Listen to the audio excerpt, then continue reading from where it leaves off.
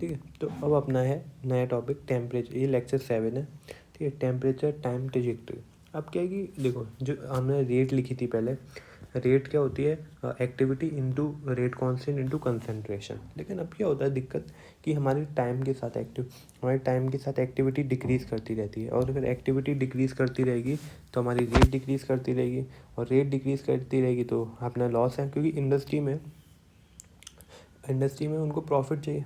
मतलब अगर rate decrease करेगी तो कैसे चलेगा। तो हम क्या करते हैं कि भले ही टाइम के साथ एक्टिविटी रिड्यूस कर देते हैं, लेकिन टेम्परेचर बढ़ाते हैं ताकि रेट कांस्टेंट, ये कि रेट कांस्टेंट बढ़ता रहे और ओवरऑल रेट अपनी कांस्टेंट मेंटेन रहे, ओवरऑल रेट अपनी कांस्टेंट मेंटेन रहे। ठीक है, ओवरऑल रेट कांस्टेंट मेंटेन रहे।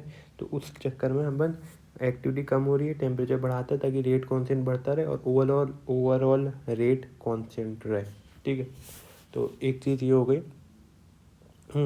कि रेट कांस्टेंट को इंक्रीज़ करना पड़ेगा। अब ये देखो, ये एक चीज़ लिखी है, ठीक है, थोड़ी कन्फ्यूजन, लेकिन देखो कि रेट है वो T इज इक्वल्स टू 0 पे, टेम्परेचर T0 पे। इन जनरल ये अपनी रिएक्शन हो रही है शुरू में, ये जो रेट होगी वो T इज इक्वल्स टू 0 पे और टेम्परेचर T0 है। लेकिन हमें पता है एक्टिविटी चेंज होगी, ये कम होगी, इसलिए हम टेम्परेचर T0 से ज़्यादा रखते हैं ताकि पूरी रिएक्शन के टाइम पे हमारी रेट कांस्टेंट बनी रहे। तो देखो, किसी भी टाइम टी पे और टेम्परेचर टी है, कैपिटल टी मीन्स T0 से ज़्यादा ही है, ताकि वो इनिशियल रेट्स की में पूरी टाइम रेट कांस्टेंट रखना है तो टेम्परेचर को ज़्यादा रखना पड़ेगा एज़ कम्पेयर टू इनिशियल वाले में। ठीक है, तो यही रीज़न है। मतलब प्री हीटर किसी भी दूसरे रिएक्टर में डालना, बीच में प्री हीटर लगा दिया ताकि थोड़ा टेम्परेचर बढ़ जाए और जो एक्टिविटी के चक्कर में अपना फैक्टर से कम हो रहा है वो इंक्रीज़ कर जाए। ठीक है, ये हो गया ए टी। ठीक है, और ये क्या है, एक्टिविटी अभी T0 पे नहीं है, ये टी पे ही है, और ये भी रेट जो है वो टी टेम्परेचर पर ही है। ठीक है, तो ये अपना हो गया। अब अपन को क्या करना है कि अपन माने फर्स्ट ऑर्डर है, तो इससे रेट लिखेंगे। अगर इससे लिखे तो K T0 इंटू सी है, के इंटू कंसनट्रेशन होता है, और इससे लिखे तो एक्टिविटी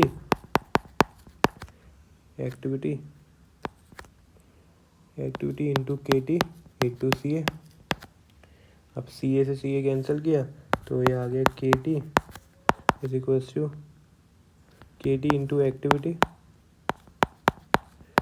इक्वल्स टू K0। ठीक है, तो K0 अपना ये निकल के आ गया है ना।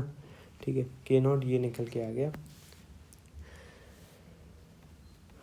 तो अब उनको याद रखना है कि जो K होता है K0, अब हम एरेनियस लॉ लगा दें। ठीक है, तो देखो K0 होता है के टी इंटू एक्टिविटी के बराबर है ना।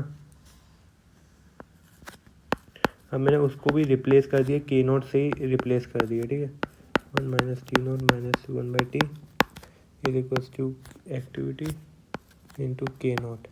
ये एरेनियर लिखना समझ में आ जाएगा कैसे लिखा है। ये K0 से K0 काट दिया, और जो फाइनल इक्वेशन आई अपनी y 1/T R/E A ln A plus 1/T0।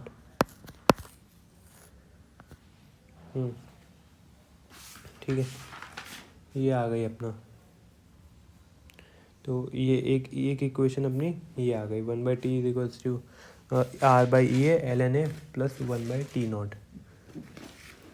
ऐसे ही हम डिके लॉ है वो भी अपन ऐसे ही लिख सकते हैं।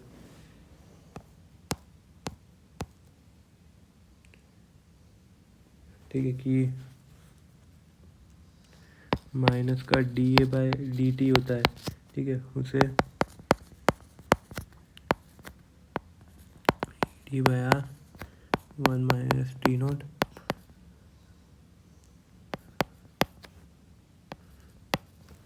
ठीक है, ये अपन ने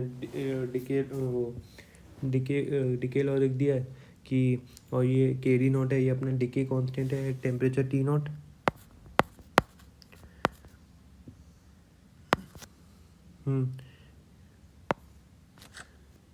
ये अपनी एक्टिविटी है।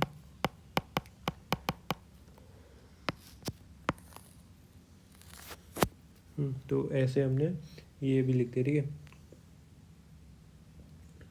अब अगर हम देखो ये चीज़ जो आई है,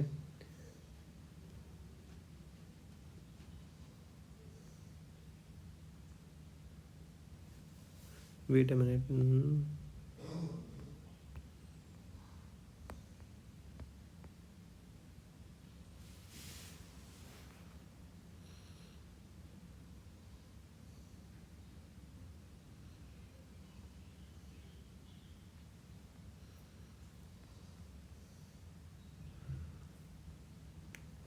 ये नेक्स्ट लेक्चर में, एक मिनट, ये कुछ फॉर्मूला इसमें मिस्टेक है। नेक्स्ट लेक्चर में यहाँ से, ठीक है, ये वाला डिके का लॉ है, ये मैं एक बार वापस एक्सप्लेन करूँगा, ठीक है। तो ये 7 है, बाकी 8 में।